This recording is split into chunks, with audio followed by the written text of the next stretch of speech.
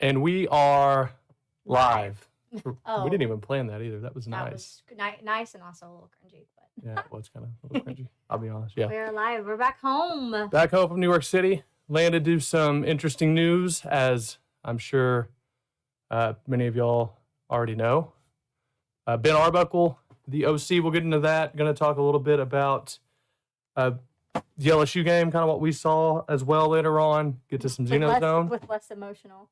Which is up here. Had a better week this week. He doesn't have a totally sad face, but still indifferent. Regrouped. I think he's catching on to kind of what it takes to be great. And he's watching film. He's watching film. Absolutely, yeah, absolutely. It's Biggie, what's up? What's up, Jackson? How you doing, man? Kind of get started on the subjects here in a little bit. Going to let some people kind of climb in, I think, a little bit. We were in New York City. We were. It was a lot of fun. I had convinced him to take me because I always wanted to see the Macy's Day Parade and see some of the decor and like the trees and the lights and all that stuff. It was really, really neat. I watched The Miracle of 34th Street on the way to mentally prepare. And then I watched Elf about every night that we were there because it was on repeat in our hotel. So a lot of Elf. It was great. Had fun, had a blast. We saw a lot of OU fans at the watch party we were in. Oh yeah, it was a lot of fun. Despite the outcome, the first half was not bad. Because after we would score, do something good, they'd play Boomer Sooner, and then do the chant and all that. It was a lot of fun. It was great. So met some new people, Matt and Stephanie. They're still in New York City. They are. And for another couple days or so. So I hope they're having a blast. They were really good people. And we also, we met so many, it was kind of cool to see the other OU fans that are in New York City and them keeping up with Oklahoma football from so far away. It was just kind of interesting to kind of hear how they're going about doing all of that. I love that they have a spot. Funny enough, we saw, I think I already mentioned it, but we saw where we think the Auburn alumni meet. It was right outside of our hotel because there was a huge Auburn Tiger blow up. So yeah. It's really just cool how alumni will make spots like that, even in cities like New York. But the bar that they had gone to, they even had a special menu that was like Barry's Wings and Bob's Smash Burger. Stutzman had something. They change the names a little bit every year because of different players. They had like Red River Punch and things like that. Like it was really cute. I'm all for a good name or a good themed name. So yeah. It was perfect. It was perfect. It was New York City is astronomically cold, by the way. I mean, goodness gracious. It is not fun. It is not for the... You act like we were in Alaska. I mean, it might as well have been. I'll just say that much right now. It is, if you're not ready for it, I wouldn't advise going because it was colder than it has been here, but we survived. We had some hot hands in our pockets. It was fine. For those wondering what I'm doing, I'm trying to get this video to upload. But yeah, so gonna get into some subjects here in a little bit once we get to about 200, which shouldn't take too much longer, and should be good to go. What comments do we have, T? Let's see here. Gotta exit there, and then boom, should be able to see it. New coordinator will not be a judge. Thank you, Jackson. Has Chad calmed down at least? Oh, we'll get to that. Yeah, we'll get to that, John. Or super cold is not my jam. Not mine either. It's also my IT guy's birthday. Happy birthday to Jackson's IT guy. Hope he's doing well. Could you use his help right now, I bet, but it's all good. Thanks, Stacy. Stacy said happy birthday. So. There you go. And what? Jonathan. Put it up. Bottom. Oh, Jonathan, yeah. Go for the center soft. Yeah. That they probably will happen. That should be like a game. You can guess how many times I'll side eye them in a video. It's needed though, to be fair to you. It's definitely. There's sometimes I just we're all fans. We kind of get going on our little. Well, I do at least. Tangents whenever you get a little upset at people, but it happens. And then she kind of she keeps me in check. It's all good. Yeah, lots of. What's up, Buzzy? Those. Yeah, 20. Yeah, it's Lance, we're going to get into all this. We got a lot of information coming, and we need the countdown. It's the countdown. Countdown. What countdown? We're probably just missing something completely obvious. I guess at the front of the show. Someone moved over our Xeno Zone tape. There it is now. No, it should be Xeno Zone CC. Okay. Sorry, guys. It's still it's better. just not. There we go. All right. In our defense, that one wasn't our fault. That was just the StreamYard thing. All right. We're 175. Go back to comments. Want to get to 200 before we start this, just so we don't have. So some people getting in won't have to, or the people watching won't have to rehash points, and more people will hear the originals. Saying we need a count for the side eye. That'd be hilarious. That would require, like, either me to like hit it or like a third party. I think it's just so second nature. She just wouldn't be able to. I don't even think I would notice. Honestly, it happens quite often. Hope y'all are able to hear us pretty well. I think we got the mic situation worked out, which is nice. Won't have to worry about that moving forward very much. So that's a good thing. But, all right, I guess let's just go ahead and get started. We're almost there. There's been obviously some breaking news with Ben Arbuckle being hired as the offensive coordinator at Oklahoma. And there we go. Thank you, T. And as such, T, what do you think? And then I guess I can kind of get in mind, but curious. I know that. What do you think, just as like an athlete getting a new coach in? If you were there, what are you looking for and stuff of that sort? So I think it's good because signing day is what, Wednesday? Mm-hmm. Is that the 4th? Wednesday? So these players that are, one, still here on the roster, and two, considering coming in, need to know who's going to be their coach, because you can change. As someone who had a coach leave before my signing day, I was contacted by other coaches that were like, you can leave because your coach left. And I mean, I chose not to, but I don't blame anybody who would, because you sign who you want to play for. And if that changes, you can change your opinion. I think for the players that are staying, you want to have that person come in, build that relationship, see whom he might be bringing. That would be interesting to me. But I'm glad that we were able to get the hire done before signing day, because I was hoping it was going to be yesterday. The fact it came in later today worried me a little bit. So it was a little birthday surprise to figure out we got a new OC. I need to stop saying that's one, but I really am just thinking about it. Fair. But I think it's good for the players, future players, to know who's coming in.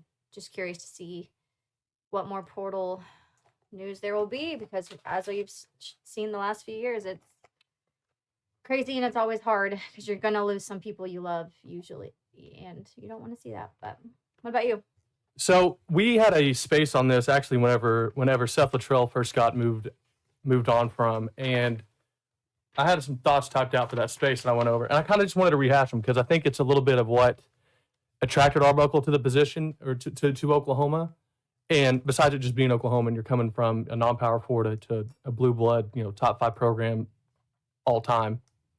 A couple of the things that I was thinking about, if you are Brent Venables, first off, you like the offenses that complement his defenses most of the time are, obviously you want to do offense that scores, so you can look at average scoring. And over the last 2 years, I have some notes here just written. He's ranked 10th in the nation in pass yards, 12th in touchdowns, to interception ratio, 13th in passing efficiency, 20th in scoring at 35 a game, and 22nd in touchdowns from scrimmage at 101. So there's a lot of phrases like people speak, numbers scream, and whenever you see consistency like that, it shows that he's able to adjust whoever's on personnel. He had Cam Ward, obviously. He has Mateer now, and he had another quarterback between there, and I'm just, the name's blanking me, but Cam Ward, wasn't a highly recruited guy. Obviously, he's at Miami now. He's going to be probably second or third quarterback taken.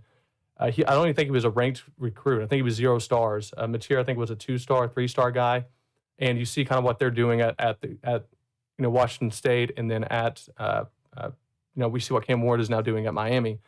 And I think it shows that he can, one, develop quarterbacks, and two, is able to see the strengths and weaknesses of the players he has on him and scheme them into the best scenarios that fit what they are able to do, which obviously we saw a struggle with a little bit this year. And we're getting to some of that here in a little bit. But, for offensive coordinators, there were some stats that were pretty interesting. There are, I believe, out of the last since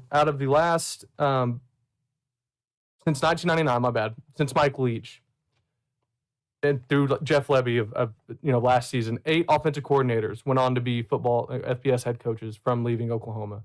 So if you're a guy that's as young, first off, as Ben Arbuckle is at 29, and you have an idea or a dream to be a college football head coach, coming to Oklahoma obviously gives you a good chance to do that. And it's been proven by the track record and by who has left and become successful at other programs. You also get the benefit, I think, of Arbuckle. You look at, if you're going to get a coaching job, you look at what talent do you have on the roster already, and then you look at your ability to attract talent to your college. Obviously, Oklahoma has a lot of talent, and trust me, we're going to get into the medical stuff here in a little bit. But assuming all that is back, you're going to have a ton of talent on the offense, and you're going to have a lot of talent back, and you're going to have, like she has brought up multiple times, a lot of experience because of the players that got reps this year that normally wouldn't have gotten much playing time at all without the injuries that were in front of them. And you also look at how, recruiting and how you're able to recruit. Oklahoma's always been able to get good offensive players on campus. They've always been able to get good quarterbacks on campus. They have talented people all around them. You also look at what he's coming into in an NIL perspective. You're coming into a year when Brent Venables is pretty much going to base his tenure at Oklahoma on you being successful, on you turning around this hydra of inefficiency on offense. And if you're able to do that, to be able to do that, you obviously are going to have investment in the portal and NIL. I think that is going to be a big hit for on the offensive side of the ball specifically. You got to go out and get receivers. As much as I think the receivers that are hurt can come back and be really, really good, and a few of them be NFL type guys, they aren't available right now. And the best ability, as you always hear, is availability. And if they aren't consistently available, you can't go out and rely on them to be there next year. So that was kind of my thoughts right there. I mean, we can get into kind of what he likes to do, but what are your thoughts kind of, that's what I've said, or just kind of anything else you thought of just after the hire? I'm back to the hire. As you had mentioned, BV's basting, I don't like saying BV. It doesn't come off well. Brent Venables. Just say Venables. That comes out better for me. Say Vinny. Vinny. I have a cousin. Say BVs. Beeves. Say Beeves. Beeves. Old Brenny. Yeah. I digress. Brent Venables is hanging his hat on this hire. And so, respect to Ben Arbuckle for wanting to come. Yeah, good point. If I went into a job, they're like, hey, you have to do a dang good, and you don't have to just do a good job. You got to do a dang good job. Like, you have to be near perfect and have your first year here be a well-oiled machine right off the bat. That's a lot of pressure. Mm-hmm. And I don't know if I personally would be willing to take that type of risk unless, one, I was super confident in myself. And then 2, I knew the talent that was going to be there. And then 3, like you mentioned, you truly think it is going to, you don't think of it as a 1-year thing and you are investing for your future. But that is a lot of pressure because I'm sure if Brent Venables goes, you go. You wouldn't think that you'd be the next in line for a head coach if as a first-year OC at OU. Maybe. But yeah. I don't know. I think that takes a lot of courage, and anybody willing to step into that position, I feel like. You got my respect. Yeah, my respect for sure. Do you think that, I just feel like, and tell me if you think I'm crazy, I feel like maybe maybe I'm thinking too much about what they can do at that level, but I feel like if you're going to take that position and you're going to take that risk, do you think you've talked to some of the players already that you might be worried about leaving and have shored up those kind of relationships? Have you, obviously you've talked to the coaches that you're going to be with, and we can get to BV's comments. But. I would think so. I don't know if maybe you've talked to the players, but you've talked to, the head coach who has talked to the players. I don't know before before you've signed on the dotted line, you would have talked to the players just because, or maybe you've talked to a few players. Maybe they brought in a few leaders on the team, like, hey, what do you think of this guy? And did it that way. I don't know. I'm not in those rooms, but I would think that you would take that leap knowing who you have coming back. If you take that leap and all of your offensive players are going to be gone, then, that's really telling. So I don't think it's crazy to think that he knows to some extent who would be returning and who would not be. Hopefully, even to an extent, he would know who is on the fence and maybe could sway them to not leave. That would be great too. But only time will tell, truly. Yeah. And for me, and by the way, if you're wondering like who leaves because he's coming in, Venable said in his press release that he's excited to see the offense reach new heights under Ben's guidance, working alongside the rest of our offensive staff, and Coach Joe John Finley, Bill Bedenbow, obviously DeMarco Murray and Emmett Jones. So it doesn't look like you're going to get any position coaches come in to take their positions. If maybe you thought that was an option, or something of that sort. So looks like those guys are going to stay. I know most OU fans will hear Joe John and think he needs to go. I'm such, and this, we're not getting this conversation yet. I think that it's such a hard time. It's such a hard place to be for even coaches because you have lost so much on that side. Whenever you're having to highlight guys that may not have been ready to be highlighted. And obviously there was some of that whenever, it shouldn't have happened regardless. But, some of those people aren't guys that are made to be, the focal point of offenses. Right. They'd be really, really good additional complementary pieces. And I think they will be next year for sure. For me, the last thing just on the hire in general, and he was right, like you are going to, obviously, there's the upside and the risk. I mean, the guy has only coached, I think, at the college level for 4 years. His first job, for those who don't know, he graduated college. I read about him a couple weeks ago when they really started. Graduated college, and then he started working in the financial sector and hated it. So much so that he took a volunteer gig at Houston Baptist, I believe, which is now it's called a different college now, but it was called Houston Baptist at the time, and it was volunteer only. I think it was the first 2 years. He didn't even get a paycheck for coaching. He just wanted to be around it and learn, which you kind of respect in a different way. That a guy just wants to get into the meeting rooms and on the practice field. From there, he went to Seminole High School in Texas and became their offensive coordinator in 2020. He graduated high school in 2014.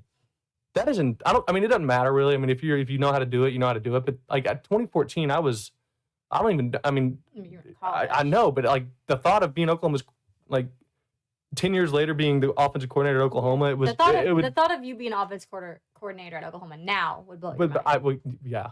at 30, two, yeah. Someone else is 30. Yeah.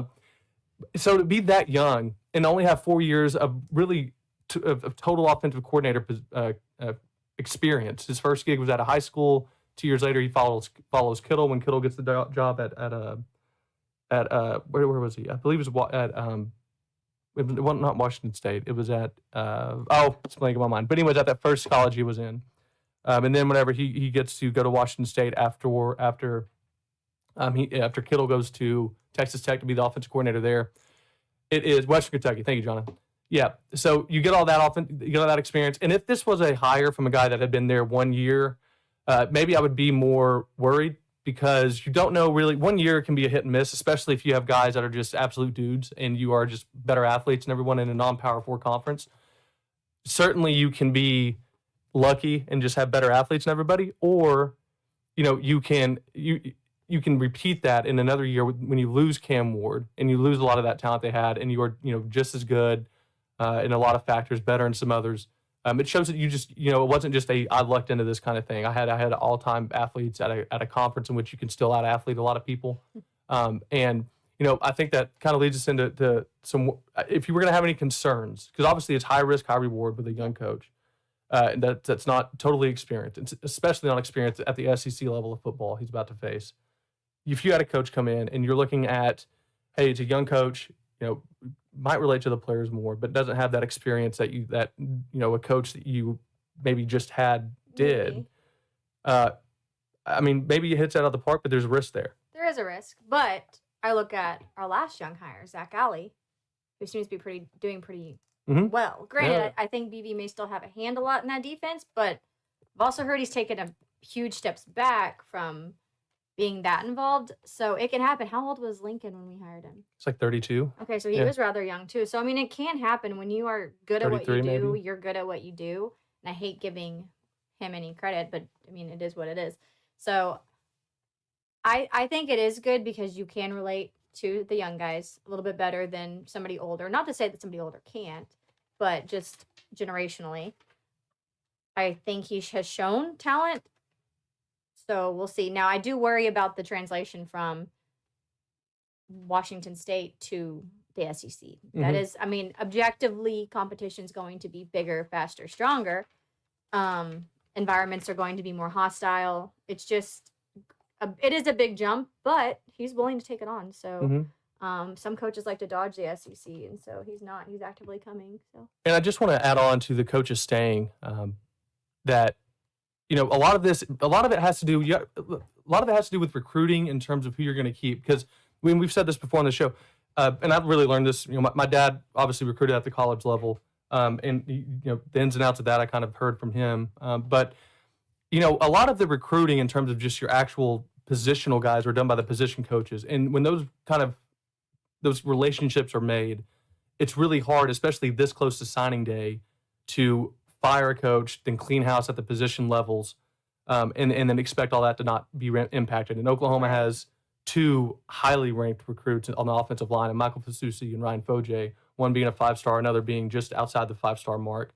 Both offensive tackles, both going to be, you know, 2 guys that are supposed to be, you know, early impact guys at Oklahoma that you want to keep on. You also have the young guys that signed for him last year that got a few minutes this year, but not a ton of snaps. Exactly. Yeah. They have they came big for him too, and you don't want to lose them because they say, hey, I still have my red shirt, or I still have 2-3 years left. I'm going to go either where he goes, should he get another job. If he doesn't want to coach anymore, then, you know, fine. But, or I want to go somewhere different. And so I think that was the most important. And that, to me, Beat and Ball was the one, to me, most, like, number one on the list, like, does not need to go. And people can argue with me on that, but it was mostly for, to me, recruiting. The recruiting side of it. I mean, obviously, he knows a ton of football, and he is a good coach. People weren't happy with how his line did this year, but they had moments. They did get better for what it was worth. But for me, it was more on the recruiting side of the ball, how much you need to keep him. On a personal side, I just love Emmett Jones. I think he's got a lot of energy. I think the players really like him.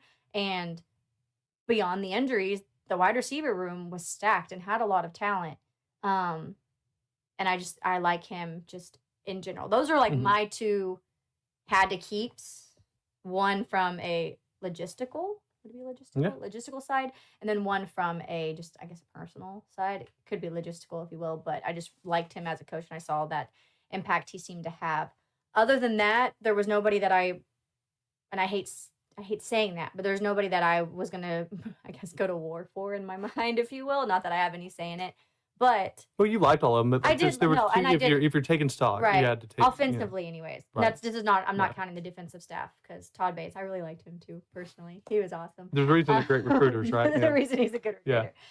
Same with Jones. Same with him and Jones. Right. And so on like for the offensive side of the ball, I mean, personally, I thought they were all, you know, they seemed great. But if a coach had, I guess, I'm just going to stop it there. Yeah, no, you're fine. But at the end of the day, to me, I am happy that nobody is going. What it sounds like. We're not an insider, so we don't know that for sure. But from that statement, you would make it sound She's an insider. Stop saying that. No, I'm not. I'm kidding. We are not. We are not. Dang it, I lost my train of thought. Sorry. Let's see. But from that statement, it doesn't sound like anybody is leaving, and I am personally okay with that. Yeah. And I'm actually pretty happy about it because I like who we have coming in, and I like who we have now who can stay. Yeah. And, you know, people will talk about a lot of the position coaches, DeMarco, if it's DeMarco, Beatonbow, Emmett Jones, I think mostly gets a pass from most fans because of the plague that hit that receiver room. But, you know, I think some of it is when injuries stack up, specifically on the offensive line, it feeds into everything. So, and granted, the running backs weren't great, but they were, you know, a lot of that. Sawchuk misses 4 games for an injury. I think it's hard for BV to sit there and say, look, I think it was just the coaching alone that was the reason that we had some of the issues we had on offense. And for him to just kind of say, I'm going to now, because of that performance, just take those jobs and go find new guys. I think he wants to see them with a full deck and see kind of those guys. Yeah, and I know some people will, you know, they'll go out to Marco and say, and I don't think all of it's misplaced, but they'll go out to Marco and say, you know, why didn't you play this guy? Why are you playing this guy? You know, And, you know, you got to give him credit. So he got Xavier Robinson on, you know, at Oklahoma when he wasn't the highest ranked recruit, when he was just an Oklahoma guy. And got him off the scout team. Yeah. We mentioned either in our live or the post game that He was upset, quote unquote, upset to leave scout team. He wanted to continue to better himself outside of the field, but when his number was called, he made the most of it. So that to me can show, because a lot of people were like, oh, where's this kid been all year? Like, if that kid wanted to be there and was thriving there, when we had at the time who we thought was going to pan out before injuries, and Javonte was doing better. But it is what it is. And it's you got to give him credit for getting him there, and especially when he's not the highest ranked recruit. He's not like a big 5-star, 4. I think he was a 3-star guy out of high school, I believe, maybe a 4. But I hate the stars system. Yeah, I feel like it's so hard. Often doesn't pan out. Yeah, and it's hard to really to know. But let's get to some just comments that first off, thanks Marcus. Hit the link like before. Hit the like and subscribe button. Like and subscribe. We don't like saying that, but if you would, that'd be very kind. I'll take some getting used to how much he sounds like Lincoln. He really does. If you haven't heard him talk, it is uncanny. I thought he meant you for a second, and I forgot. Sorry. It is. Well, look, we're getting close. Does he sound like the Mickey Mouse version? That tattoo does. That's funny. That is actually. I think that's pretty funny. But that's pretty good.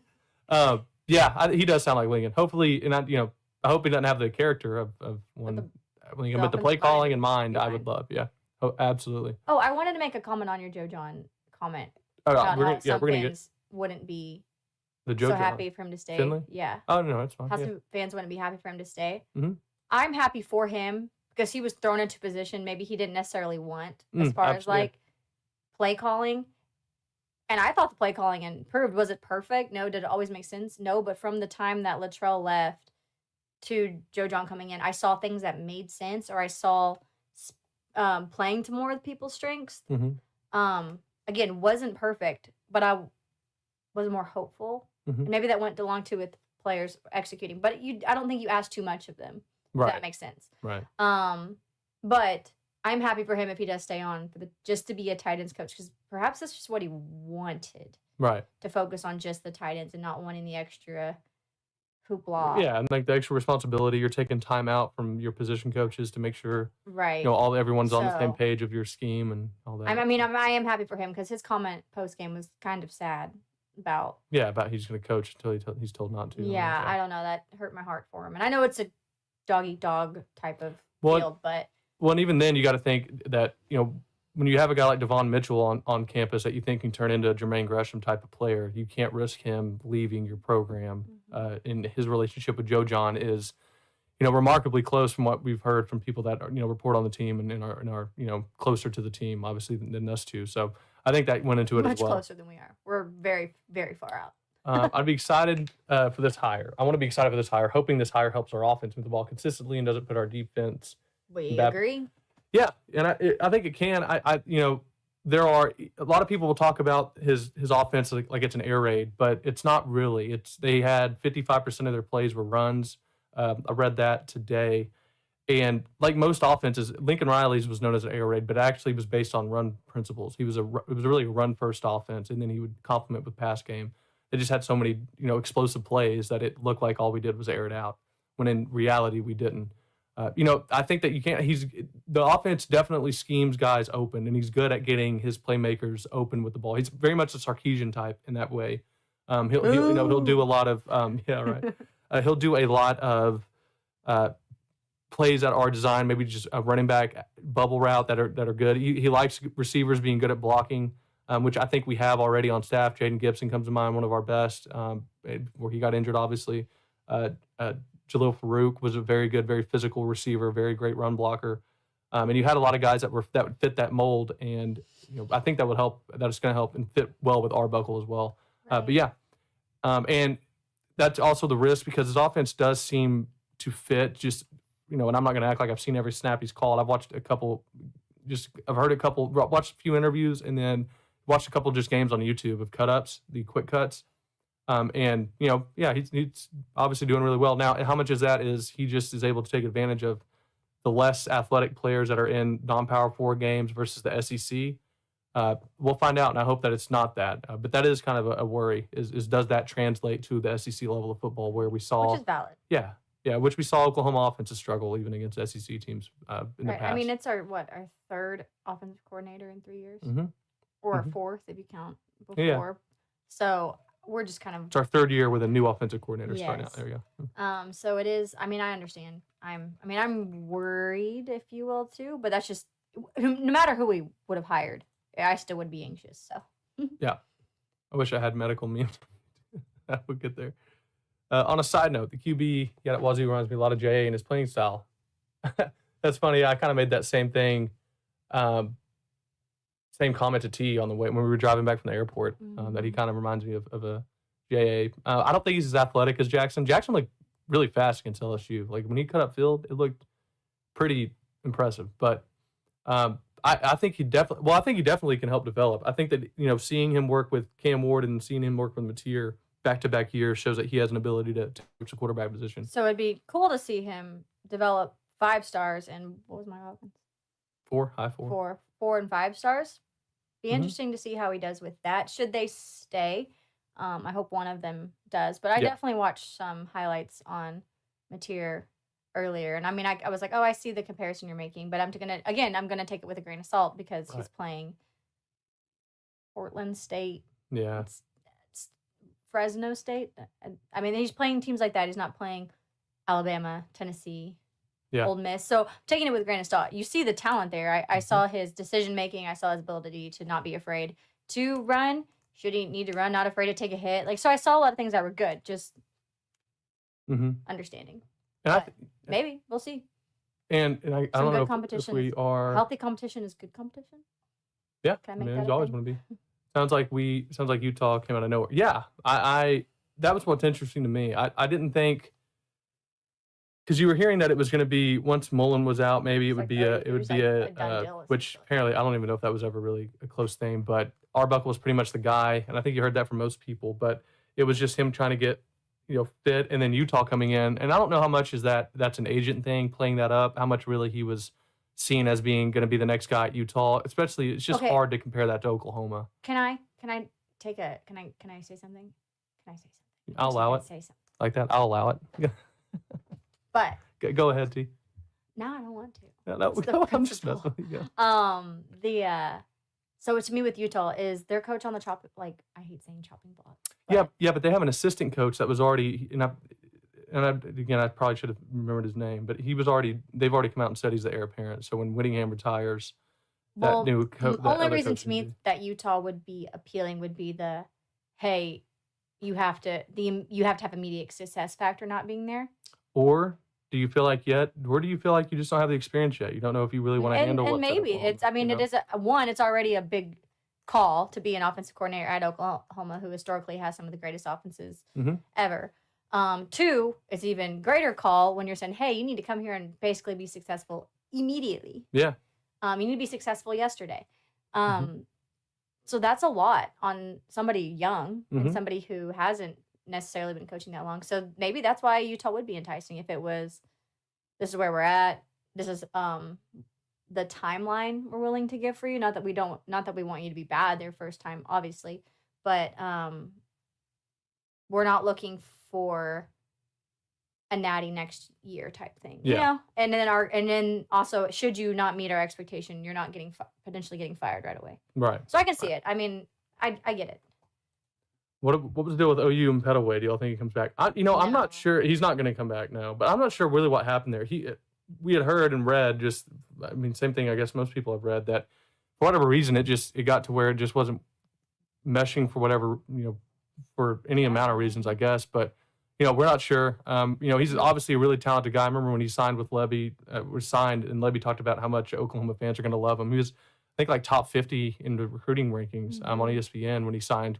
I think we had mentioned in a previous pod we saw him leaving. Yeah. I think we've seen him leaving. Come back. No, we haven't seen him. What they had a stat on it too. We hadn't seen him the last few games either. So I think he kind of maybe just either made a decision or or he just. This is a great question right here, because there's really there's the way you're supposed to do it and there's the way I would do it. So Stacey, yeah. Stacey, there's the way in which you're allowed to, in which there's a certain time, place, and manner, that you can talk to players whenever between portal cycles and before they come out. The way I would do it is, I'm just going to see if I get caught. I'm going to do that because every other college in the NCAA are doing that. And, I can sit here and lie to you and act like Oklahoma should be above board, and we're going to be the mantle that everyone should strive to. And we can say that while we're losing recruits right and left, and we're losing games because we don't have the best players. Losing your own players. And losing our own players that are getting tampered with, and we're doing all this other stuff. I had a good text today, by the way, talking about you're not supposed to talk to people. It's hilarious to me that apparently, Arbuckle had been the guy for the last couple weeks, and it seemed pretty clear. I think most people would agree that was kind of the odds-on favorite by a lot. Yeah, it's what we kept And hearing. it still took this long to get his contract worked out, while another guy, apparently at 12 and 1 a.m. in the morning, got an offer for a job on the West Coast, and by lunchtime the next day, a job he had, quote, probably never, he says he never even considered, never had heard from that school. He had never heard from, a certain USC that's not South Carolina. His wife and children. He convinced his wife and children. It's hard for me to convince T that we should go eat at, a restaurant. Hey, T, we should go move to a different state with much higher taxes, and I'm going to coach there. And so this is what I mean. There is, you got to be realistic in how you are going about your program. All that to say is, I'm talking to whoever I need to talk to, and I'm going to do it. And unless someone else catches me, I'm going to do the same thing. Georgia, Alabama. I think OU is going to kill themselves as a program, but they continue to try to be the ones that are the hall monitors of themselves, because you have other programs that sit there and they don't really care. They could not care less about any other team. I know for a fact we get mocked out by other programs for how much we have in our compliance. We have like 8 attorneys in our compliance staff. I'm an attorney. I think they should be employed. That's great. Don't need that many. No, you need is your compliance attorneys, people like me. Grew up diehard Oklahoma. I've always told T, I almost want to become an NCAA official so that in 20 years I can just give OU calls for a game.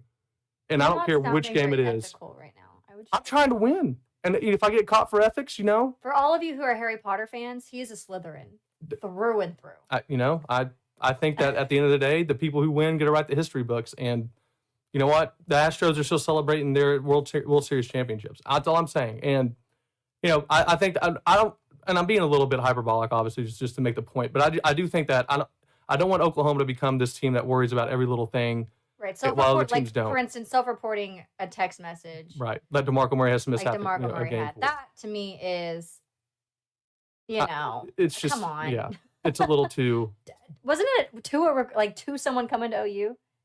Yeah, I think it was a recruit. Yeah, it wasn't even like someone like that. To me, that was a lot. And I'm very much a rule follower, so.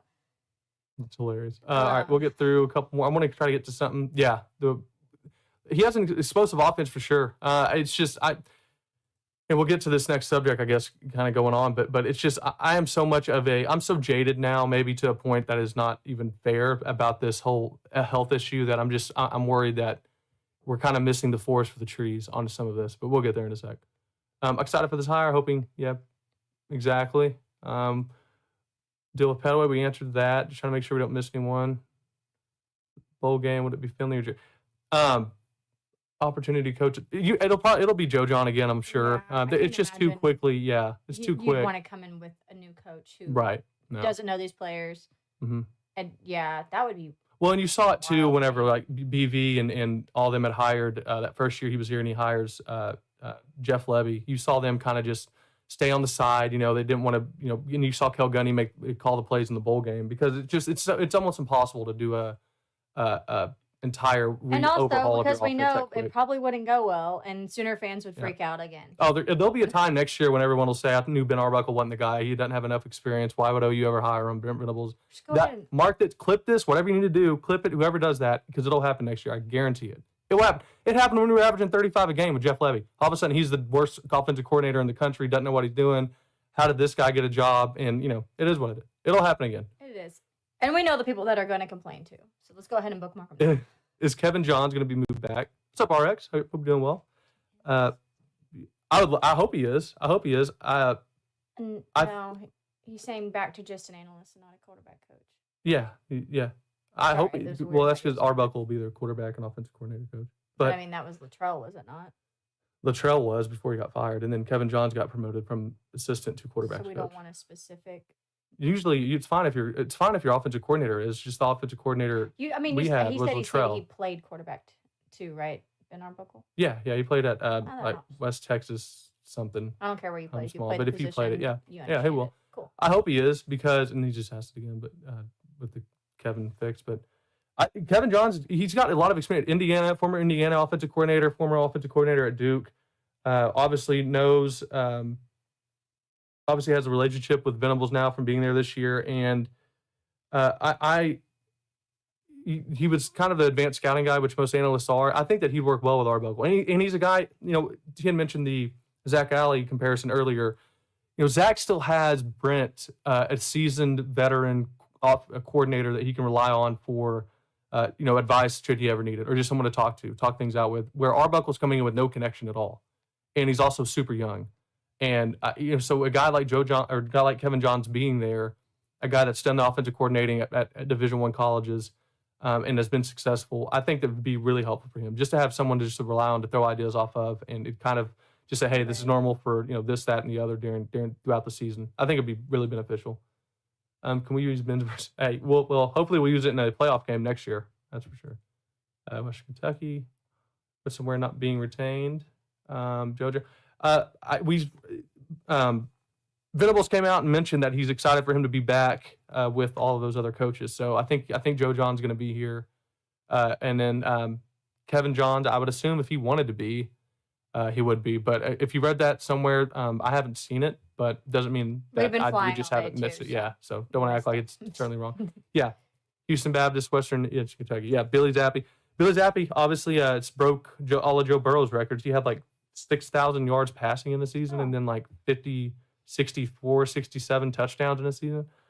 But again, that's at Western Kentucky. There's reasons why quarterbacks don't do that in the SEC. It's because you don't get those kind of opportunities. Joe Burrow had the greatest season any quarterback's had in the SEC, and obviously that was a really good one. But I hasten to think that that'll be repeatable anytime soon. Hopefully it is at Oklahoma. I would love it. I mean, hopefully if it's going to be repeatable. Yes. I love it. Apparently everyone. Apparently most of the coaches that I saw that we read off, Jones, Joe John, DeMarco, Bill Bedenbaugh, and those four I guess were really the ones he pointed to. Then there's and then some other ones, but Lincoln Riley was 31 when he became OC for pretty good job until he forgot that I also needed here. Yeah, that's 100% true. JFA didn't throw a lot of picks because we didn't push it down the field. Ben sounds like he will. Yeah. Also, again though, these comparisons always I get where the comparison comes from, but they're unfair in my opinion because all of these comparisons we're gonna read about and are made by a team that's missing 8 starters on offense versus teams that aren't missing anybody and they're not playing the competition that Jackson was facing. And maybe this is some cope or whatever for me, but just to be fair about it, I don't want it to sound like, Jackson it doesn't have the talent. Jackson just can't do that. I think Jackson was dealt probably the worst deck. Really hard deck, yeah. I've ever seen a quarterback at Oklahoma be dealt and be handed. Now he didn't do much with it. He obviously had bad games, but I think that there are issues far more important or far bigger for us than Jackson. Right. As far as pushing it down the field, one, you have to have time to be able to let your receiver go down the field. And a lot of times he's being rushed so quickly, he didn't have that amount of seconds to hold the ball that long to be able to throw it. Two, we didn't have many receivers that could even get down the field. Mm-hmm. Brennan Thompson was about the only one. I mean, J.J. Hester had a big one against LSU, and a lot of times, again, by the time they get down the field, turn their head to get open for the ball, our quarterback's getting sacked. So it's hard, but I mean, yeah. And even when they did block, in which they did obviously get better towards the end of the season, it's so difficult to just assume that is the only thing because even when you have time, can you get separation? And then you lose Brennan Thompson later in the year, obviously. But and a lot of times we had such little deep threat, and also because remember early in the year we were struggling to run the ball too. So now they don't have to stack the box because you don't present a threat to run. So now they're even playing. They can play too high, whatever they want to play. That just takes away deep threats. And whenever you're able to do that, it makes it that much more difficult. Now you aren't able to get open. Now you aren't able to beat people deep. We saw J.J. Hester do it a couple times. Obviously did it this last game and then at Auburn. But it's just I don't know. I still think Jackson can push the ball downfield fine if he trusts in what his scheme is and he trusts in the people in front of him and who's with receiver. I think the biggest thing for him will be confidence is really what he needs. And I don't know if there's a sports psychiatrist that can talk to him, sports psychologist. I don't know if that would be a psychiatrist or a psychologist or if either works, but I don't know if there's maybe someone like that he could just talk to hopefully try to get out of his head. Um, and that's me reading into it. He might not be in his head anymore. He just looks like he would be in some of his interviews. He talks about how he would get in his head, and hopefully that can help. And having a true quarterback coach, it seemed to help to me once they promoted Kevin Johnson. No, It seemed like Jackson Arnold was more confident and was better. Was he perfect? No, but nobody on our offense, nobody's perfect, period. But nobody on our offense was perfect either. So maybe having that coach could also serve as a psychologist, as many coaches do sometimes for some of us athletes. So that would be, I hope, good for him if he chose to stay at OU. If he decides that there's another path for him, Godspeed to him and good luck.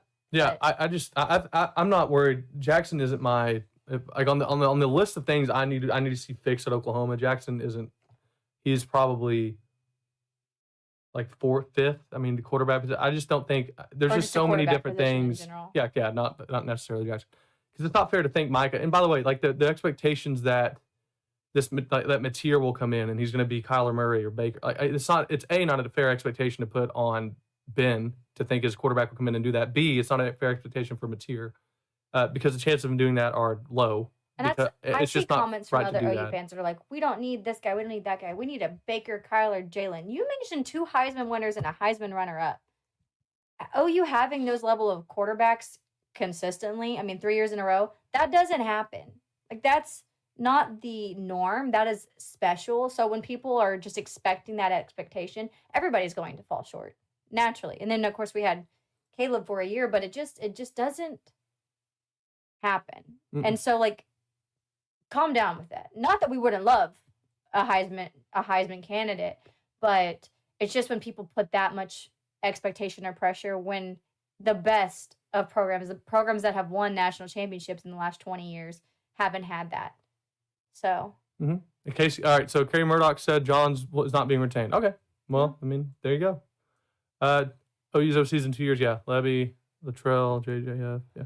Which, obviously doesn't sound the best for stability and a quarterback getting, healthy. But I don't know why I don't know what else you would do besides if I'm Jackson. I mean, it's just, you almost just got to, if you stay, assuming you stay, you just got to assume that just getting the players back healthy again and getting them back is going to make all the difference in the world for your confidence and for your believing in yourself. And if not, it's never bad to have the quarterback competition. If Mateer wants to come and he thinks he can beat him out of a spot, then he should be able to show up. And if he does it, play the best player. If he gets there and he's just better, he's better.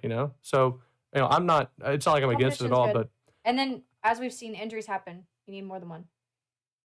Yeah, I mean, I've said it's just that was the biggest. This right here was the reason why people had why I was right about Dylan Gabriel and 90% of the OU fan base was wrong.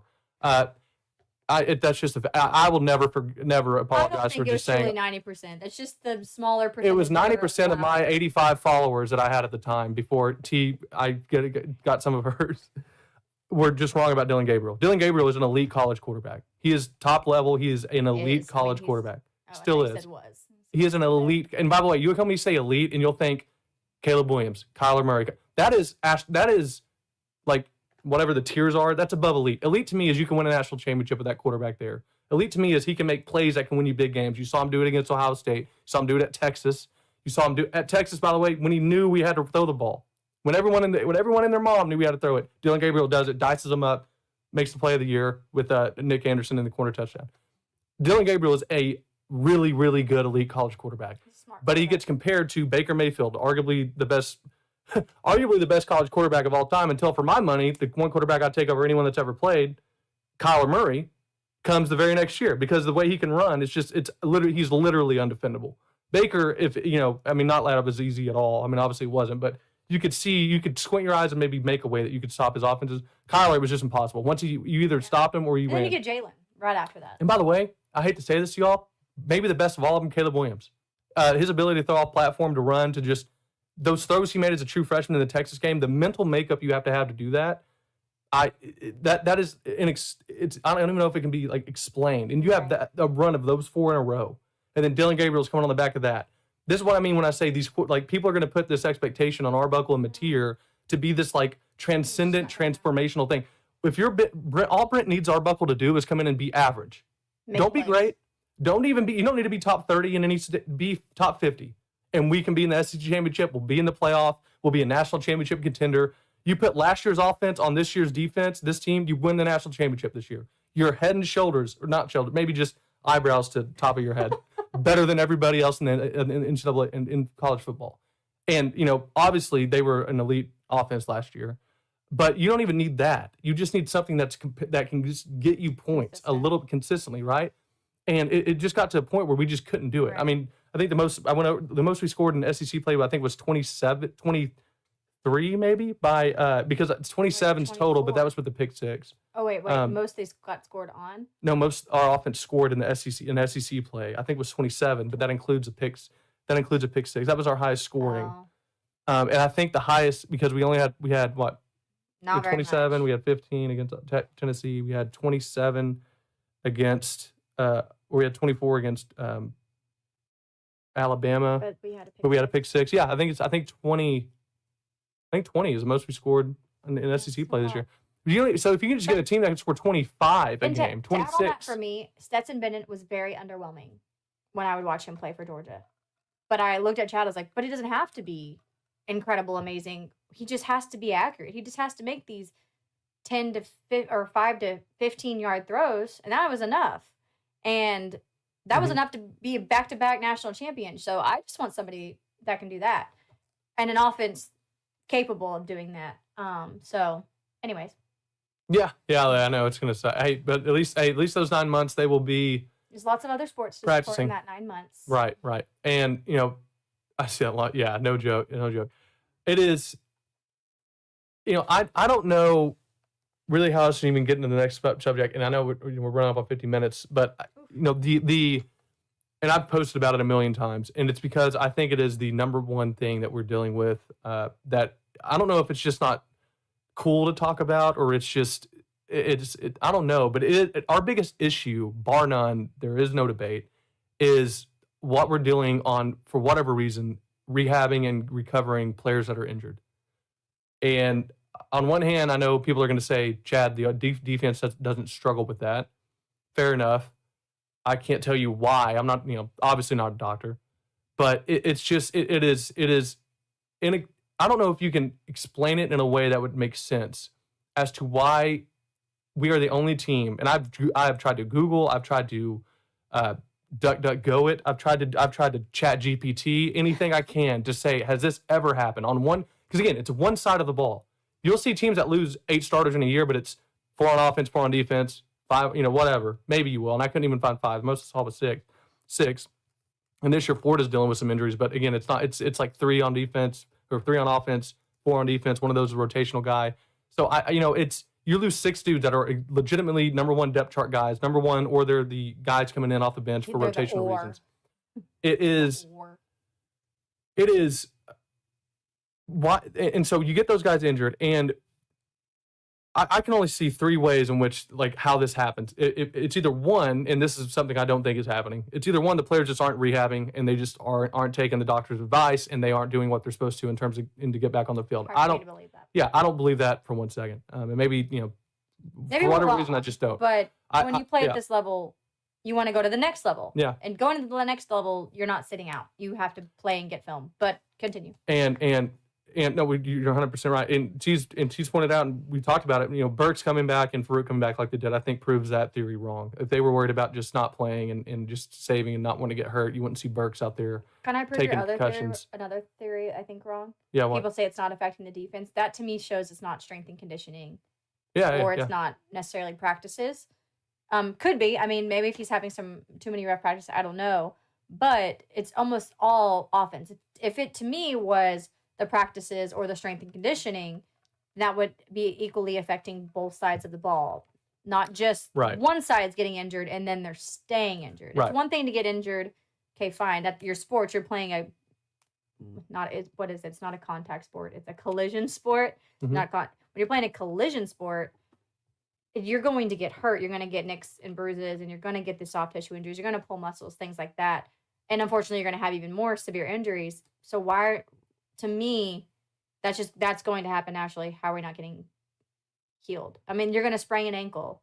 You're going to do lots of stuff. And as someone who sprained an ankle while playing college basketball, I remember all the treatments I had to do, all the things that they needed. And I don't cry when I get injured, and I cried on that one. And it hurt so bad. And it took most of the season for me to finally feel 100, I would say 100%. Like, it gave me kind of all year. But for the most part, after a couple weeks, I felt like I was completely fine. Again, it just every now and then I'd be like, ooh, that hurt. Yeah. But so that to me is where I don't think it's strength and conditioning, or like as far as how the practices are being run.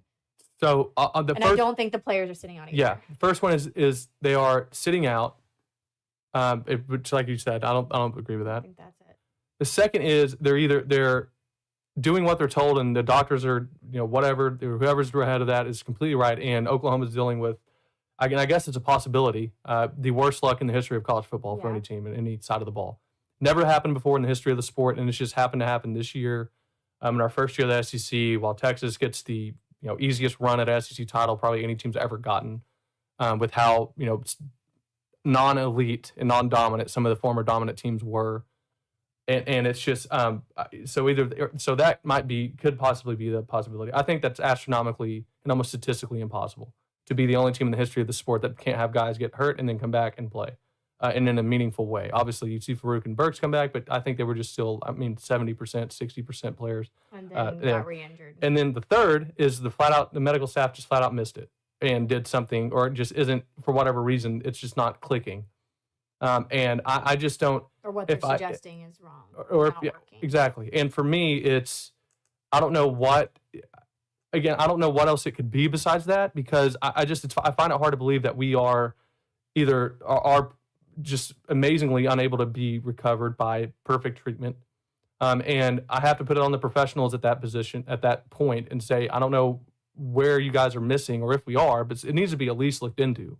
Because to have this many people get off the field and not be able to come back, that aren't actually, obviously, torn ACL, things that are expected to be missed, dislocated ankles, things like that you're going to miss, several weeks for, is understandable. But whenever you have these soft tissue issues, you have, Gentry's been out a whole year and he can't come back in the game. Now, maybe it's just he has a freak thing and his shoulder's falling out when he's just taking a test at school. I don't know. I mean, if that's what's going on, fine. That's also where you got to look at, Gentry. I mean, our other players that just, if they're not available, you can't rely on them going forward as much as you wish you could. It's just a risk. Right. You got to have people, and especially if you're Brent, like you got to know the guys you're coming back with next year are going to be able to play for you. And that's where I'm looking at, whoever you talk to get that worked out and that looked at. I just find it, you have to do that. You look at every other team, you're just not dealing with these kind of injury numbers. You speak of like recurring injuries. Apparently like Andrew Anthony had like several clean out surgeries following a knee. I have known several people who have torn an ACL, torn everything in their knee, and not one has needed more than the initial surgery. So that to me is, not to say that doesn't happen. Again, not doctors. It just is weird to me that you have to have several words used. Like, what is that? Like, why? Yeah. And I don't get it. And I know that is a hard injury to come back from. I know it's a long injury, but he got hurt early October. So even if a year rehab, that puts you available in November, unless you kept having surgery. So I don't know. That one's a weird one to me. I think what's funny too is I'll be in these Twitter debates with people, and they'll be the same people saying, "Don't make excuses. You coach what you have." And they're the same people that when their team's in a bowl game and all their starters are out, and they're people that are going to the draft sit out. They're like, "Well, of course we lost our game. We didn't have 5 of our guys. 6 of our guys didn't play." It's like, yeah, dummy, no duh, you lost. You didn't have your best players. Guess who else didn't the entire season? So our biggest issue again isn't no one. If anyone's saying they know it's this, they know it's that, they're wrong. They're lying to you. They don't know. No one knows it because they've all been hurt. Jake Taylor was one of the most highly touted left tackles in high school. One of those highly touted, most talented that we have on our roster, hadn't played because he's been injured. So everyone's like, well, we don't have the guys on the offensive line. They don't know that. They're just saying that. Jackson Arnold isn't the guy. You don't know that. You're just saying that. Well, we saw him with the, okay, maybe the mental thing he can't get over. I don't know. I think he can. I think he showed the mental toughness to come back and perform like he did against Alabama, to run his butt off and perform and compete like he did against LSU. And obviously wasn't perfect in that game or any game he's played in, but he's been as good as you can hope he can be coming back from what he came back from, I thought he did pretty well, considering what he dealt with. So again, all this stuff is just, when you don't have your best players, people are on a depth chart and slotted for a reason. And whenever you can't play the number one guys, the people, as you digress down a depth chart, more mistakes are made because they're not the same level of player. They either don't have the experience or they just haven't grown into the game yet, and they're just not as talented. And that increases strength. Lack of strength increases turnovers. We led the SEC in fumbles. You see, which by the way, like the Taylor Tatum stuff will be fixed a lot by him just spending a year in the weight room and getting stronger. He won't have the fumble issues he has now. So all this stuff is just trying to get an understanding of, Oklahoma. I mentioned got into a debate or a conversation with a Missouri fan, which is the first mistake I made. But it was a deal where I was like, Oklahoma healthy probably could win an SEC title this year, and he was like, well, there's no. What are you talking? You're such whatever, the same typical responses.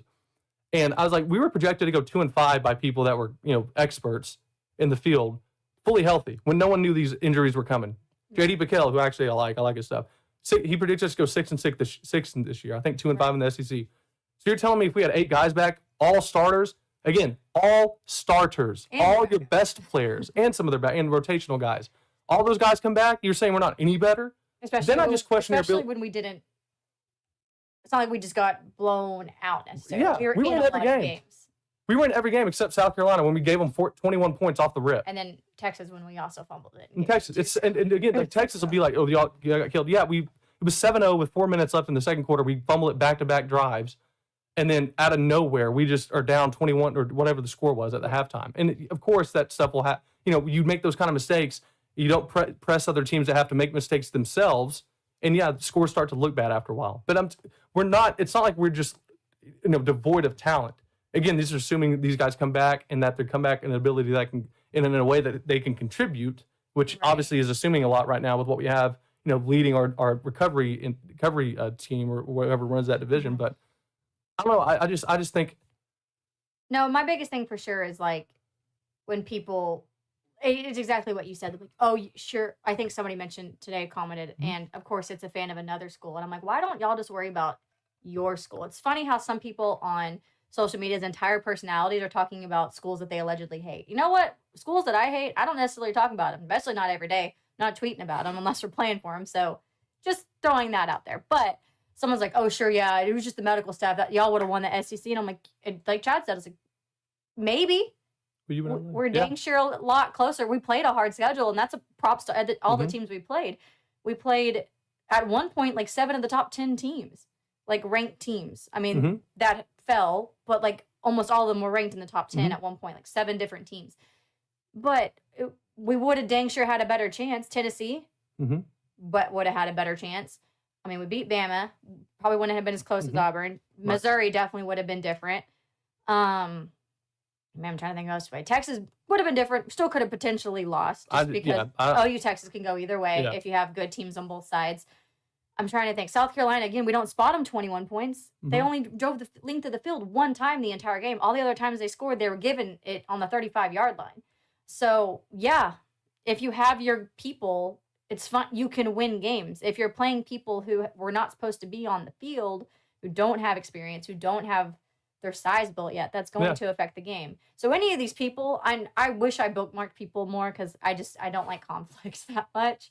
It's just not my jam. If I say, well, yeah, you beat us in the bowl game, we had out. I'm like, oh, really? Now try adding 6 more to that. Yeah. And then you're the same type of people who just call it excuses. But OU and LA, first off, LA, awesome place I've seen. Great weather there. And just awesome to see OU fans in LA after we were just in New York. It's kind of cool to see. There is a difference for sure. I think that it helps my argument even more because typically in a bowl game, you don't have, you will have a couple guys that are either senior bowl bound or really project themselves to go high. And that's usually only at max 4.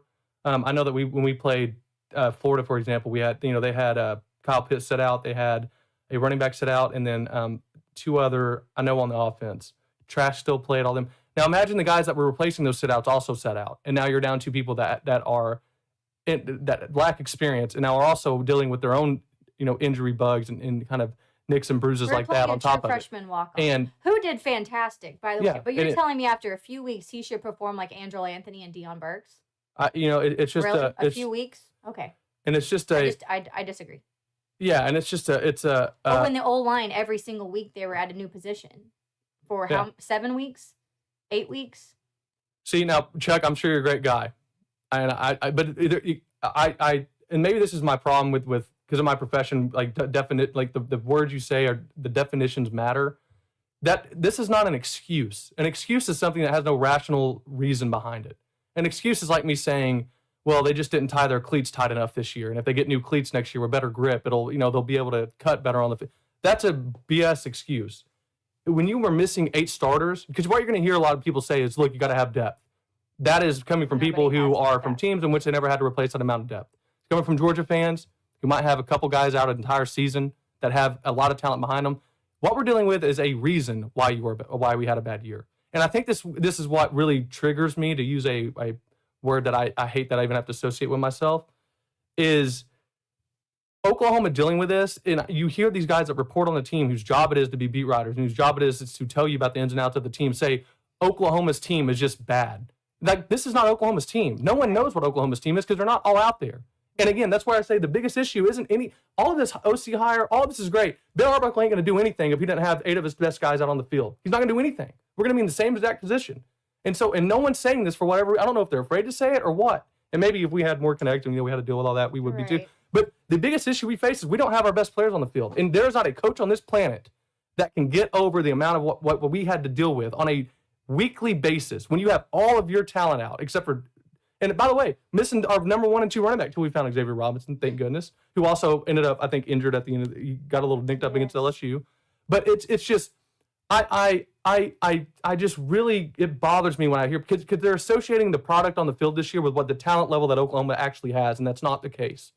We do not have that talent level. So I'm just curious. I used to be, I'm not anymore, pretty good 3-point shooter. Before a game, if I dislocated my shoulder and on my shooting hand, I broke my hand and I didn't shoot very well, would we say that was an excuse or that was a reason I didn't shoot well? No, I totally agree. No one wants to hear it. I would say that was the reason. Oh, my bad. I totally agree with you. No one wants to hear it or accept it. I'm just saying and again, listen, I sound passionate. I'm working on not getting so loud. Again, that's just how I talk. So don't take anything personal or like I'm coming at you for anything. You're having to put him down. Imagine when he's like in my ear. Yeah. And here's the thing: nobody wants to hear it. Nobody wants to accept it. You know who those people are? A lot of times, there are other fans who don't want OU to be good. Mm-hmm. So they want to see this as the great fall of OU. They wanted to see, oh, see, we told you. And even when you present them with facts, it's just them wishful thinking that that's not actually what happened, in my opinion. Again, there's other teams out there who didn't lose anybody and didn't win a conference game. So that would be an excuse to me if you said, yeah, I mean, we didn't win because well, you were supposed to. But there's just only so much depth that you can have. And when your depth is getting hurt, you're going your depth. Well, it reminds me like in the 2016 finals when LeBron was averaging 38, 15, and 20. Like, because he's the greatest of all time. It's just, and Kyrie gets hurt in that second game, and everyone's like, well, you got Matthew Dellavedova, LeBron, don't make excuses. It's like you're going up against Kevin Durant, Klay Thompson, and Steph Curry, and you lose Kyrie Irving. And everyone's like, well, it's an excuse, LeBron, don't have it. No, it's pretty much a reason why you lost the series. You don't have the talent you needed because they got hurt. Right. Because they literally weren't available. Right. And everyone's just like, you bring it up, and OU fans are just like, they're like, well, Brent Venables shouldn't be in this position year 3. Buddy, I agree. If he didn't have, what was it? That's like 80% of your offensive starters out the entire season. Yeah. And man, people can get tired of me saying it. I'm going to say it until next year. Let's take away 80% of y'all's incomes and see how well y'all pay y'all bills. Right. Let's take away, if you're in business, take away 80% of your highest performing employees. And if I sit there as your CEO or corporate rep and I come to you and say, why aren't you meeting numbers, quotas this quarter?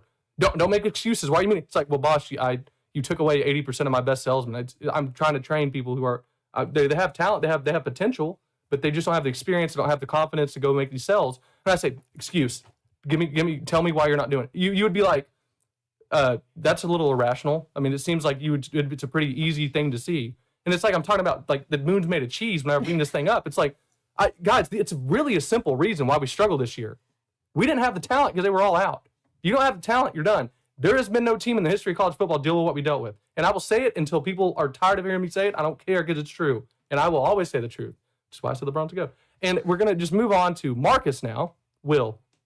Oh, well, I don't know what that is referring to totally, but I want to also shout out Sooner Surge. Sorry, love the passion, great play. This guy's awesome. Support their stuff, man.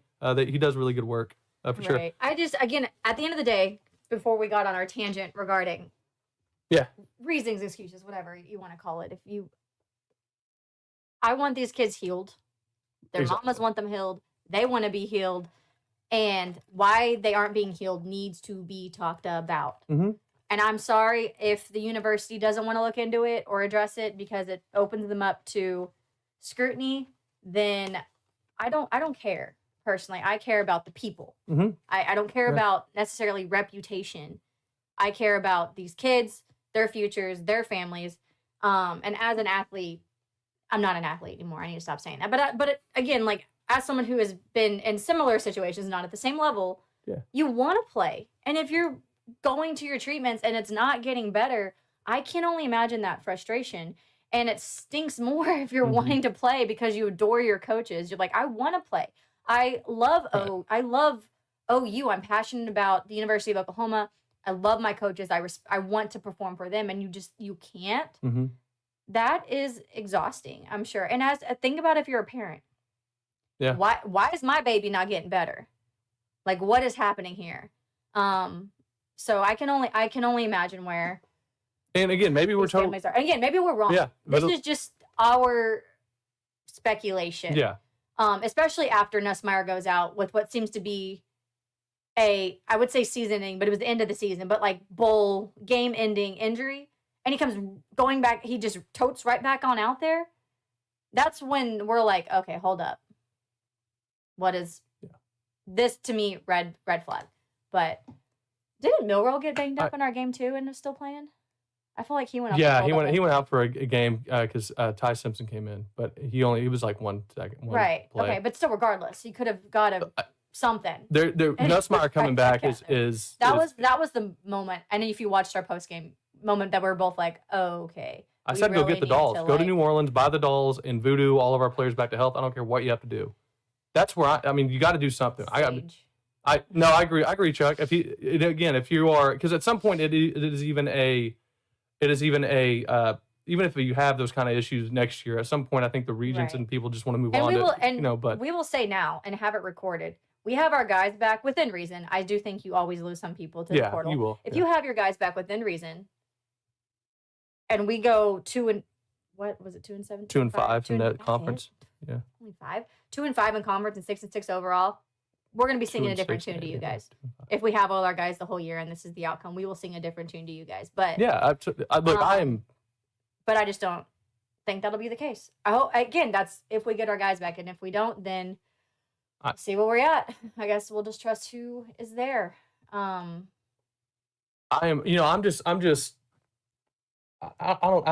of maybe because my own dad was a coach for so long, and I saw whenever his players got Chuck, listen, do we want to win titles or not? At some point, no, I'm joking. I'm just kidding. We're also joking. Yeah, we're not serious. She's not serious. I'm saying if we can get a couple of these people back, I'm at least open to I'm open to a phone call. I'll say that much. You're looking at me. Wow, Rich Rodriguez given a 10-year deal per Jacksonville State beat reporters. Well, that's certainly a thing. 10 years it's just we got you. We got you. 10 years long deal. Some of that is if you're confident in who your coach is going to be, it could save you money in the long run. Patrick Mahomes actually saving Kansas City a ton of money. The opposite of what Jerry Jones is doing, who's just burning money with Dak Prescott. He's just like, hey, how much do I want to waste this year? I could, maybe I could save it all and just not have an average quarterback as my franchise guy because he's average. I won't have this debate with anybody anymore. You think I get mad at OU? And I'm getting rid of this excuse, I think, a little bit now with NIL. You can ask Tyranny. I was a hazard to be around almost if you were around during it. Well, that sounds terrible. That doesn't. I wasn't like safe. that, but I was. He was not a happy camper because they're professionals. Like Oklahoma, they lose in ridiculous ways, but some of that is like, all right, the dude's probably got like, I don't know, an exam Monday that he just also studied for. He stayed up late, all this. It's when you're a professional, that's all you do, and you lose in the ridiculous and inexcusable ways that Dallas does consistently.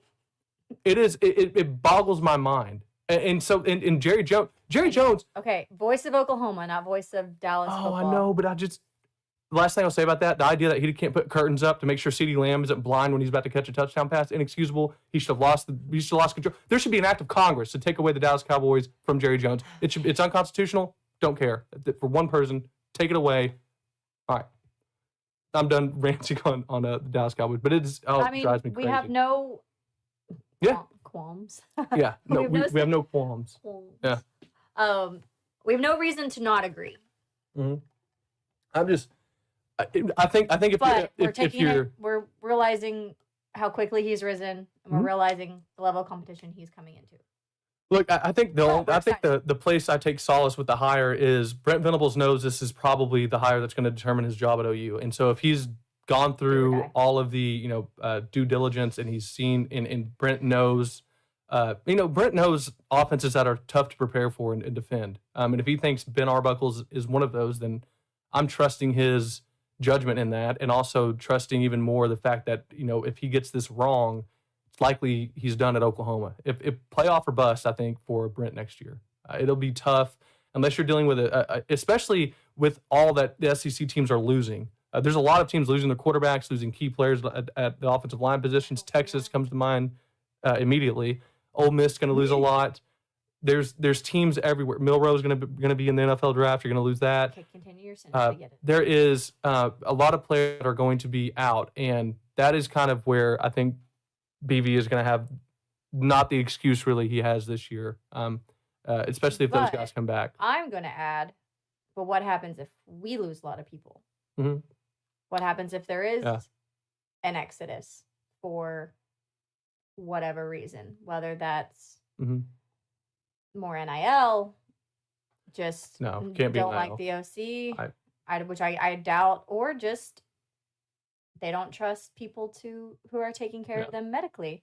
If it's NIL, if I hear you better go to a local 7-Eleven same day cashing place for 35% interest daily, you get the money that day and pay them, every one of them. I don't care if you have to bankrupt the state. I don't care. Pay these players. You're so dramatic.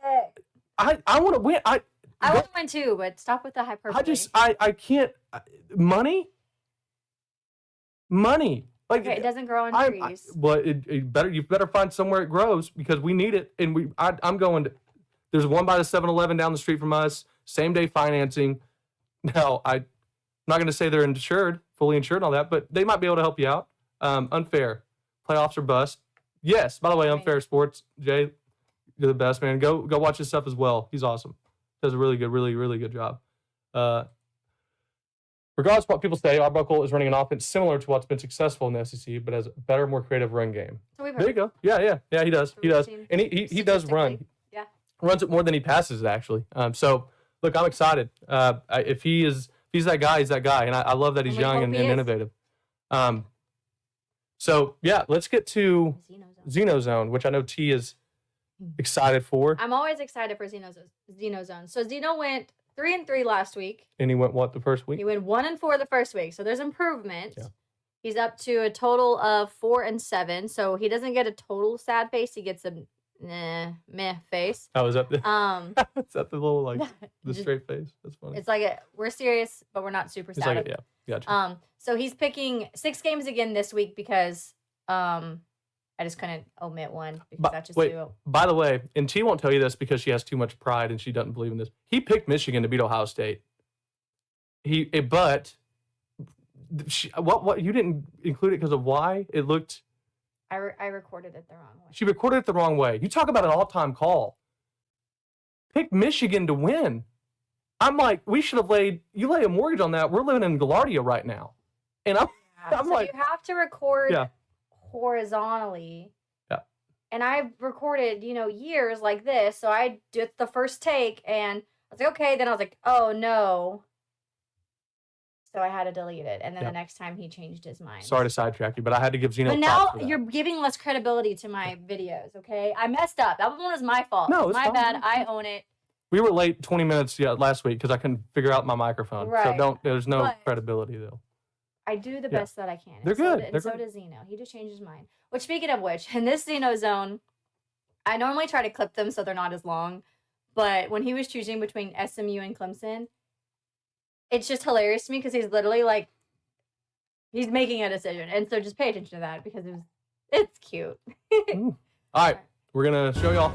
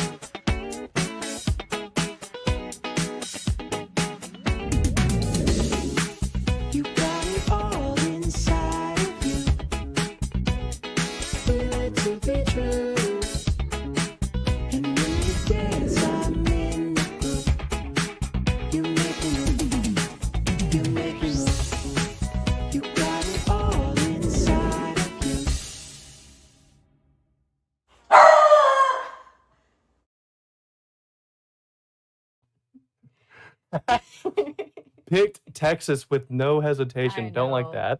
I don't like it, but here's the thing. He learned his lesson last week, I think. He picked against Texas in a rude fashion. Yeah. And they won. So it is what it is. But it is what it is. Xeno stacking wins. That's what we do after Smith household every day, a little better. So he's been a lot better, which is good to see. So Stacy, I couldn't put it up. It had to be upside down. It is what it is. That was funny. I didn't know that. That's great. But to be fair, I do think they will probably win because Georgia. They're so back and. Bleh. I was gonna say Jekyll and Hyde and back and forth and got blah, blah, blah. They're so back and forth. Mm-hmm.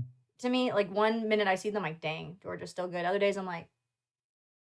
Well, they played it at a competition and. Yes. They typically never did that, and so that's what. I think what worries you because Texas is as much as they have the skill and experience to beat Georgia. Georgia, I think, is more talented, but I feel like they played rather consistently. Yeah, all year. Also play consistently bad teams or the lesser of, but it's okay. But anyways, it's just a fact. I mean, he picked Oregon. I guess he remembered Dylan Gabriel went out there and he watched him play last year. Full disclosure. I had those, so we got home rather late, so I had to film that before we went live. I had already written out a lot of the nameplates. I already had one from Ohio State. It's like, oh great, I'll just put Oregon on one. It's gonna be Ohio State. Wrong. I wasn't, so I had to make one for Penn State. I mean, good job for you, Penn State. Good job, Michigan. Yeah. But trying to think what else there was, and then Boise State. I wasn't going to include the Boise State game. But Boise State's 11th, and they have a chance for the playoffs, so I thought I'd better include that game too, which is why I got 6 games instead of 5. I lied to you all in the first pod. I said it was going to be 5 games a week. It might be 6. Also, fun story about Boise State. Through with Kellen Moore going into my senior year of high school football at the Peyton Manning Passing Academy. Got to throw with him, which is pretty cool. Also got to throw with Eli Manning, who threw a out route about 40 yards on a rope, and I was like, well, that's not human. Anyways, fun Boise State story there. Yeah. That T really enjoyed. Someone asked, did he pick the same plate every time? No, he picked Tulane on the other side. But funny enough, this is something T was worried that I was worried that because I was like, why is he doing that? He didn't do that last week, but this week, and then literally on some like the Iowa State one, how he to me like gave thought to their one, then switched, and then the Clemson SMU he thought about. I was like, okay, to me, I want to keep them because it looks like he's actually thinking about a few of them and then just choosing to go the other side. So, I was worried. I was like, Chad only went to the other side once. He's like, well, those are his picks. We're just going to have to go with it. Yeah. Listen, if he's picking winners right now. Yeah. So, if he picks all the same side, that's fine. We'll see. If he's wrong, I don't know, but it is what it is. Yeah. He's getting better. No, he's not getting, well, I'm not going to, no. Here we go. All right. Well, thank y'all for joining. This has gone an hour and 20 minutes. Luckily, we ate dinner before we started, or I'd be starving right now. But thank y'all for joining. We'll be back next Monday show, I guess. We don't have a post game, sadly, because we're not championship. But hopefully next year we will. And we have our Sooner Space Tuesday tomorrow, so join that if you want. I know we're going to be talking the Arbuckle stuff, and we're going to have some people on that have experience in the coaching area and can kind of talk about what it's like to be in the a new position like that, and kind of how you kind of start to feel in that position and how you get going. So thanks for joining us, and make sure you like and subscribe. I got to remember to do that. I know it's tough, man. Really disappointing that everyone. Yeah, I mean, well, hopefully, they'll be, hopefully. This is the extrovert in you. You were saying goodbye and you're. I know, but it's a good. I just wanted to. Oh, you're right. All right. We talked about it earlier. I think that he's just giving them a chance to have their full deck and to kind of have their Again, scheme at the end of the day, offense. Keeping the staff, because you're hoping when they have their guys back, they will perform as they should. Mm-hmm. And that was short and sweet as something you're not great about doing sometimes. Yeah, well, I just think when you really look... No, I'm kidding. See, she was getting ready for... All right. Well, thank y'all for watching. Next Monday. Y'all rock. See you. Boomer.